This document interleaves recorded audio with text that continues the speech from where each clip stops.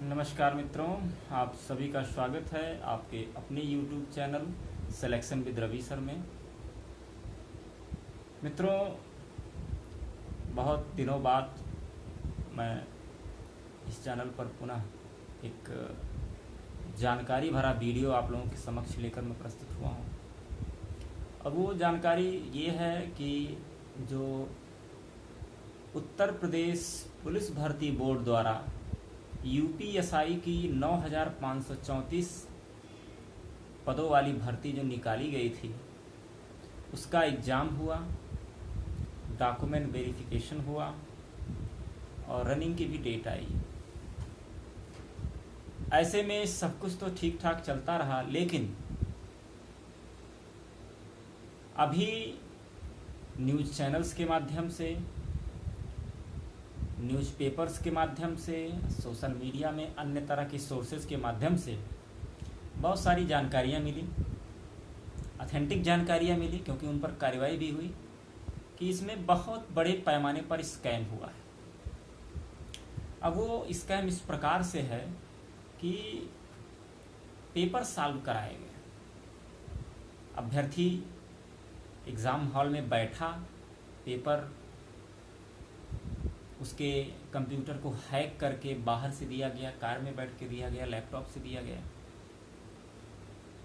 कुछ तो जानकारियाँ ऐसी भी निकल के आए, मैंने न्यूज़पेपर पढ़ा, मैंने देखा, ट्विटर पर एक किसी ने डाला था, न्यूज़पेपर की कटिंग थी और इसमें कुछ पुलिस के विशेषज्ञों ने भी बताया, कुछ अधिकारियों ने भी बताया कि कुछ बच्चों ने 140 क्वेश्चन 20 मिनट में सॉल्व कर दिए।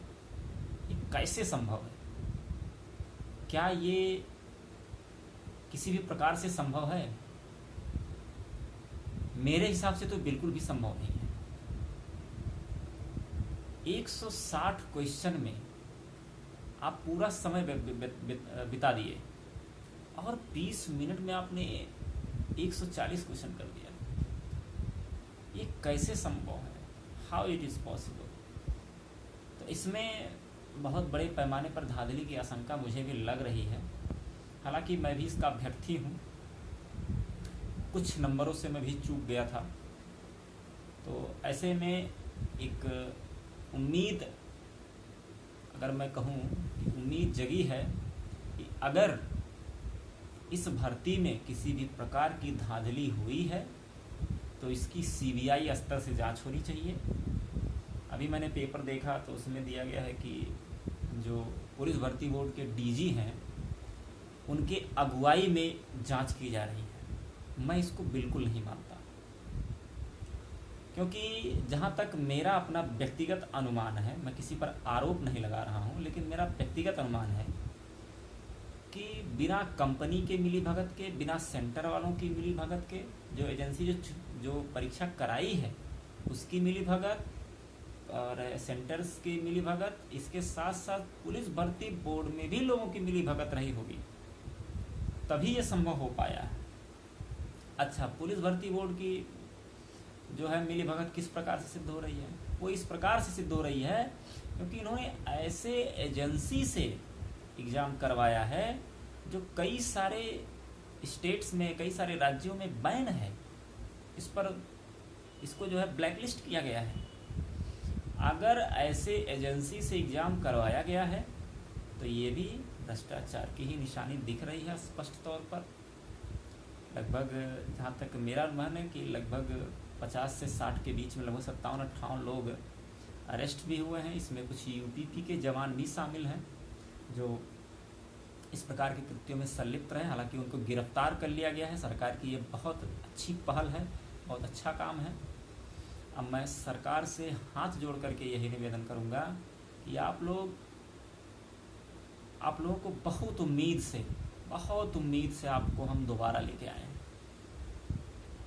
बहुत उम्मीदें आपसे हैं, बहुत सारी आकांक्षाएं आपसे हैं, क्योंकि हमें लगता था, वास्तव हम बता रहे हैं, हम दिल से लगता था कि अगर कोई गवर्नमेंट कुछ करेगी हम लोगों के लिए, खासकर हम अभ्यर्थियों के लिए जो नौकरी की तलाश में अपने घरों को छोड़ करके 200-200 300-300 किलोमीटर दूर रह के शहर में महंगी कोचिंग्स में पढ़ रहे हैं, किसी तरह से माँ बाप, अब जैसे मेरे ही माता पिता कोई नौकरी नहीं करते हैं, पिताजी मेरे किसान हैं, किस प्रकार से सब कुछ कर रहे हैं, उसके बाद भी अगर ये सारी समस्याएं निकल के आए कि एक ईमानदार आदमी या एक कर्मठी व्यक्ति जो पढ़ाई लिखाई कर रहा है, अगर उसके लिए भी ये सारी समस्याएं निकल के आ रही हैं तो ये बहुत बड़ी विडंबना है। मैं मुख्यमंत्री श्री योगी आदित्यनाथ जी से भी निवेदन करूंगा कि आप इसमें व्यक्तिगत रूप से हस्तक्षेप करें। अगर इसमें धांधली के चांसेस आपको मिल रहे हैं, हालांकि धांधली के चांसेस की तो अब कोई बात ही नहीं है क्योंकि बहुत सारे लोग अरेस्ट हो गए हैं, तो मैं सरकार से यही मांग कर रहा हूं कि इसमें री एग्जाम होना चाहिए, सभी अभ्यर्थियों को पुनः मौका मिले।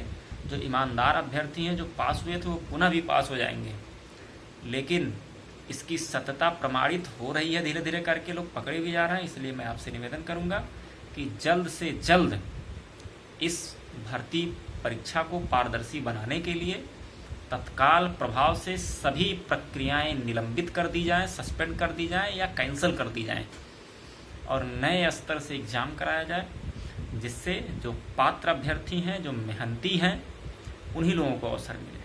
हम ये नहीं कह रहे कि हमको गवर्नमेंट बुला के हमको स्पेशली नौकरी दे ही दे, जो पात्र हैं उन्हीं लोगों को नौकरी दी जाए।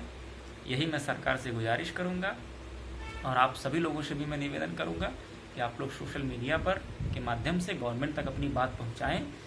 हर प्रकार से आप लोग अहिंसक होकर, हिंसा का सहारा बिल्कुल भी ना लें, अहिंसक होकर गांधी जी के मार्गदर्शनों पर चल करके सरकार तक अपनी बात पहुंचाइए। और मुझे पूरी उम्मीद है कि सरकार हमारी आवाज़ सुनेगी, अधिकारियों तक हमारी आवाज़ पहुंचेगी, स्वयं मुख्यमंत्री इस पर संज्ञान लेंगे और इसमें जो भी लोग दोषी हैं उन पर कठोरतम कार्रवाई की जाएगी। बहुत बहुत धन्यवाद।